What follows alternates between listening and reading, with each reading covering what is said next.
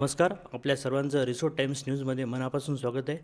आज आपण आहे रिसोड तहसील या ठिकाणी रिसोड नगर परिषदेच्या मतदान उद्या 2 डिसेंबर 2025ला होऊ घातले. त्या अनुषंगाने आज आपल्यासोबत आहे रिसोड येथील तहसीलदार तथा निवडणूक निर्णय अधिकारी प्रतीक्षा तेजनकर मॅम. मॅम, आपलं सर्वप्रथम आमच्या चॅनलमध्ये स्वागत आहे. थँक्यू. तर उद्या जे निवडणूक होणार आहे आता, मतदानाची तारीख जाहीर झालेली आहे, हो. तर त्यानुसार काय म्हणणं आहे आपलं?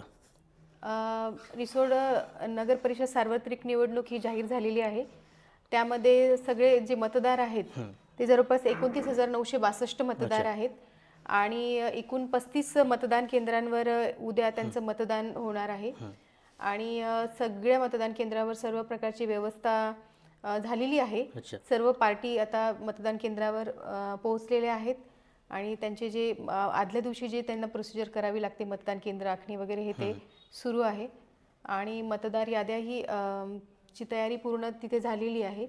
उद्या सर्व मतदारांना म्हणजे योग्यरित्या तिथे मार्गदर्शन करून कुठलीही अडचण येणार नाही. मतदार यादीत नाव वगैरे त्याची पण आम्ही काळजी घेतलेली आहे. तर एकंदरीत पाहता या ठिकाणी जे आपल्या परिसरातील जनता आहे, तर त्यांना तुमच्या वतीने काय संदेश आहे? निवडणूक अधिकारी म्हणून आपण काय सांगू शकतो त्यांना? मतदान करण्याचं आव्हान काय असेल आपलं?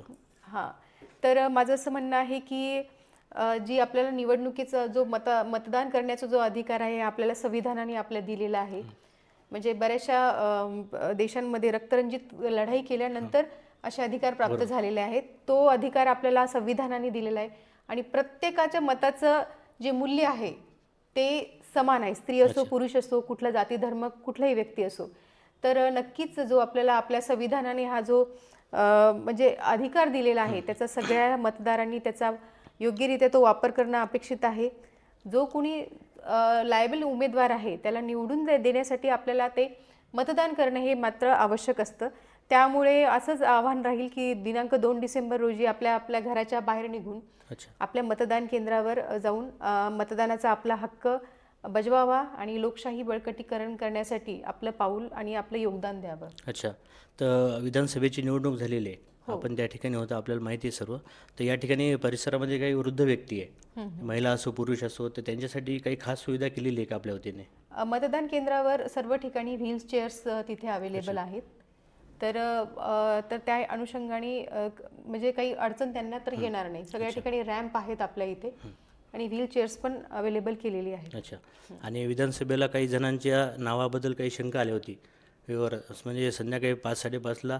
तर या ठिकाणी जर अशी काही शंका आली, कोणाचं नाव सापडत नाही किंवा काही गोंधळ झाला, तर यासाठी काही अशी यंत्रणा वगैरे आहे का, हेल्पलाईन नंबर वगैरे आपल्याकडून? ॲक्च्युली अगोदरच आम्ही सुरुवातीपासूनच जसंच निवडणूक कार्यक्रम जाहीर झाला तसं वोटर सर्च जी हेल्पलाईन आहे त्याचा पुरेपूरपणे आम्ही त्याचा प्रचार प्रसार केलेला आहे. तसेच आम्ही 2 टोल फ्री नंबर्स पण दिलेले आहेत. ते पण ॲक्टिव्ह राहतील. त्यावर फोन केल्यानंतर संबंधितांचं नाव कोणत्या मतदार यादीत आहेत ते तिथून कळेल. तसंच BLO जे आहेत, आम्ही BLO सुद्धा अपॉइंट केलेले आहेत मतदान केंद्रावर. ते नक्कीच तिथं संबंधित व्यक्तींना मदत करतील. आणि यापूर्वी वोटर स्लिपसुद्धा BLO मार्फत आपण वाटप केलेले आहेत. वोटर स्लिप्स ज्याच्यामध्ये तुमचं मतदान कोणत्या केंद्रावर आहे, कितव्या क्रमांकावर आहे, अशा वोटर स्लिप्स आपण वाटप केलेल्या आहेत. म्हणून अडचण तर येणार नाही. पण जरी आली तरी आम्ही त्यासाठी सज्ज आहोत. ठीक आहे. तर प्रचार आज संध्याकाळी रात्रीपर्यंत 10पर्यंत आहे. तर यानंतर उद्यासाठी जे उमेदवार उभे आहे या ठिकाणी किंवा त्यांचे जे कार्यकर्ते असतात, यांना कोणते आवाहन करसाल आपण? कोणती काळजी त्यांनी घ्यावी मतदार केंद्रावर, जेणेकरून तुम्हाला अडचण येणार नाही त्यामध्ये किंवा मतदार राजाला सुद्धा अडचण नाही येणार? हो, मतदान केंद्राच्या 200 मीटर परिघाच्या बाहेरच जे काही तुम्हाला विथ परमिशन स्टॉल लावता येतात आणि तिथे सुद्धा जास्त गर्दी करता येत नाही. तिथे सुद्धा एक टेबल, 2 खुर्च्या आणि मतदार तेवढंच हे ठेवतात, पण ते विथ परमिशन असावं अशी अपेक्षा आहे. कुठल्याही प्रकारचा मतदारावर प्रभाव टाकतील असे कुठलेही कृत्य तिथे करू नये. आणि पोलीस यंत्रणा ही चोख आहे. SRPFची पण सुद्धा आम्ही आज इथे पोलीस यंत्रणा पोहोचलेली आहे, त्यांनाही पाचारण केलेलं आहे. त्यामुळे जो पोलीस बंदोबस्त आहे, कायदा आणि सुव्यवस्थेचा कुठला प्रश्न निर्माण होणारच नाही अशी पूर्णपणे आम्ही तिथे तजवीज ठेवून आहोत. आणि जे नियमांचं उल्लंघन करतील त्यांवर पण कारवाई करू. अशी एकंदरीत या निवडणुकीसाठी एखादी मास्टर रूम वगैरे तयार केली, स्ट्रॉंग रूम वगैरे CCTV वगैरे तर असे? हो, सुरक्षा कक्ष आहेच ना. सुरक्षा कक्ष. माननीय राज्य निवडणूक आयोगाच्या ज्या काही गाईडलाईन्स असतात, त्या गाईडलाईन्सच्या अनुषंगाने आम्ही सगळी ती तयारी केलेली आहे. त्या अनुषंगानेच आमची सुरक्षा कक्ष आहे आणि तो सुरक्षा कक्षसुद्धा 24 तास CCTV सर्वेलन्समध्ये आहे. मतदान प्रतिनिधींच्या शिवाय तो सुरक्षा कक्ष उघडलासुद्धा जात नाही. सगळं इन कॅमेरा प्रोसिजर असते. अच्छा. आणि कालपर्यंत न्यायालयाचे मान्य न्यायालयाचे आदेश आलेले, त्यामुळे जनतेमध्ये भरपूर संभ्रम होतात. आपल्याला पण बरेच फोन आले असतील किंवा प्रत्यक्ष कोणी भेटलं असेल तर प्रभाग क्रमांक 5B मध्ये आणि 10A मध्ये त्या ठिकाणी निवडणूक स्थगित झालेली आहे नगरसेवक पदासाठी. तर यावर काय भाष्य आहे आपलं, की कशा पद्धतीने पुढे नियोजन असणार आहे त्याचं? नाही, आता यामध्ये माननीय राज्य निवडणूक आयोगाच्या पत्राच्या अनुषंगाने आपल्या इथे जिथे अपील झाल्या होत्या, तर अपील झाल्यानंतर निकाल लागल्यानंतर त्या व्यक्तींना पुढे 3 दिवसचा जो कालावधी मिळाला पाहिजे तो मिळालेला नव्हता. त्यामुळे हे जे आपल्या इथे 2 जागेवर अपील झालं होतं, तर ते 2 जागेची जो निवडणूक प्रोग्राम दिलेला आहे माननीय आयोगाने पुढे, त्यानुसार ती सगळी प्रोसिजर होईल. नामनिर्देशन पत्रच्या नंतरची जी काही प्रोसिजर आहे, म्हणजे आपण उमेदवारी अर्ज मागे घेतो तेव्हापासूनची प्रोसिजर तिथे होईल आणि त्याचं जो निकाल जो आहे तो त्यांनी जो प्रोग्राम दिलेला आहे त्यानुसार त्या 2 प्रभागाचा म्हणजे 2 त्या जागेसाठीचा निकाल नंतर लागेल. अच्छा. आणि यामध्ये जे सध्या उमेदवार त्या प्रभागामध्ये उभे आहे, तर नवीन कोणी ॲड होऊ शकते का, ते त्यांच्यासाठीच आहे? नाही, ही प्रोसिजर जी आहे ही छाननी नंतरचा सगळं म्हणजे ॲज इट इज सध्या जे आहे तसं सुरू राहणार म्हणजे उमेदवारी अर्ज मागे घ्यायचा तेव्हापासूनची प्रोसिजर राहिलेली, त्यापासून पुढे? नामनिर्देशनची नाही राहिली. अच्छा अच्छा. आणि यामध्ये जे आता निकाल असणार आहे, जेव्हा 3 तारखेला होता 3 डिसेंबरला, तर यामध्ये निकालाच्या बाबतीत कसं असणार आहे नियोजन, की नगराध्यक्षाचं आधी होणार आहे पूर्ण वोटिंग, त्याची मतमोजणी होणार आहे किंवा सर्व एकंदरीत नंतरच होणार आहे सर्व? नाही, नगर अध्यक्षाचं असं वेगळं नाही होणार. प्रभागनिहाय आमच्या इथे आम्ही टेबल अरेंज केलेले आहेत. म्हणजे 1 नंबरच्या टेबलवर 1 नंबरचा प्रभाग येईल.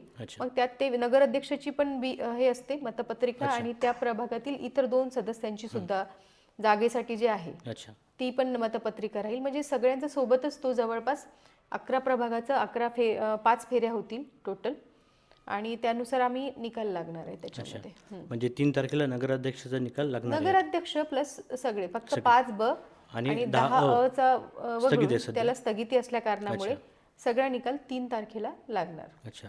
तर निकाल लागल्यानंतर उमेदवाराने कोणती काळजी घ्यायची? महत्त्वाचं म्हणजे सर्वात गोंधळाचा प्रश्न असतो त्या ठिकाणी, कारण या ठिकाणी सर्वांचं वातावरण कसं एकदम त्यामध्ये हमरीतुमरी असते. काही गोंधळ घालण्याचा प्रयत्न काही जण करत असतात, तर यांच्यासाठी काय आव्हान आहे आपलं? नाही, त्यासाठी तर आम्ही आमची यंत्रणा पूर्णपणे सज्ज ठेवलेली आहे, असा विषय येणार नाही. अच्छा. माननीय निवडणूक आयोगाची जी कार्यपद्धती अतिशय ट्रान्सपरंट आहे आणि त्या कार्यपद्धतीत राहूनच आम्ही सगळं ट्रान्सपरंटली काम त्यात होत असतं आणि त्यांच्या आदेशानुसारच कुणी जर कायदेसुव्यवस्थेचा प्रश्न जर निर्माण केला तर त्यांच्यावर पण नक्कीच आम्ही कारवाई करेल. परंतु मला माहिती आहे रिसोडची जनता आणि उमेदवार त्यांचे प्रतिनिधी सुज्ञ आहेत, तर असा तर प्रश्न निर्माण होणार नाही. पण जर झालाच तर आम्ही त्यासाठी सुद्धा पूर्णपणे तयार आहोत. अच्छा. शेवटचा प्रश्न विचारतो. आता घातलेली निवडणूक आणि मतमोजणी आणि यानंतर जी स्थगित झाली होती, यामध्ये बराचसा गॅप आहे मधात. तर येत्या काळामध्ये त्या स्ट्रॉंग रूमची अशी व्यवस्था आहे का, जिथे तुम्ही EVM वगैरे ठेवता, तर त्या ठिकाणी बंदोबस्त वगैरे कसा असणार आहे? तिथे 2 कोअरचा बंदोबस्त असतोच, मोठ्या प्रमाणावर तो बंदोबस्त असतो आणि स्ट्रॉंग रूम जी आहे ही CCTV सर्वेलन्समध्ये असते आणि आम्ही त्याचं ते जे प्रोजेक्शन आहे म्हणजे ते CCTVचं ते सुद्धा सामान्य जनतेला दिसेल, उमेदवारांना त्यांच्या प्रतिनिधीला दिसेल असं तो त्याचं प्रोजेक्शन ठेवत असतो. तर विदाऊट परमिशन ती कुठल्याच म्हणजे अशी उघडतच नाही स्ट्रॉंग रूम. त्याला खूप सारे नियमावली आहे, त्याच्या अनुषंगानेच कार्यवाही केली जाते. अच्छा. धन्यवाद मॅडम. आज होत्या आपल्यासोबत रिसोड तहसीलदार तथा नगर परिषदेच्या निवडणूक निर्णय अधिकारी यांनी आज आपल्या या ठिकाणी चॅनलच्या माध्यमातून उद्या घातलेल्या मतदान यासाठी कोणते नियम पाळायचे कोणते नाही असे आवाहन केलेले आहे. तसेच जनतेला प्रशासनाच्या वतीने अपील केलं आहे की सर्वांनी मतदानाचा हक्क बजावायचा आहे. यंत्रणेची तयारी पूर्ण झालेली, आता जबाबदारी जनतेची आहे. आमच्या चॅनलच्या माध्यमातून सुद्धा आम्ही तुम्हाला आवाहन करतो की सर्वांनी मतदान करायचं आहे. मतदानाचा टक्का आपल्या जिल्ह्यामध्ये तालुक्यामध्ये वाढवायचा आहे, जेणेकरून आपली लोकशाही मजबूत होईल. पुन्हा एकदा सर्वांना मतदान करा आणि लोकशाहीचा धागा व्हा असं आम्ही आवाहन करतो. धन्यवाद.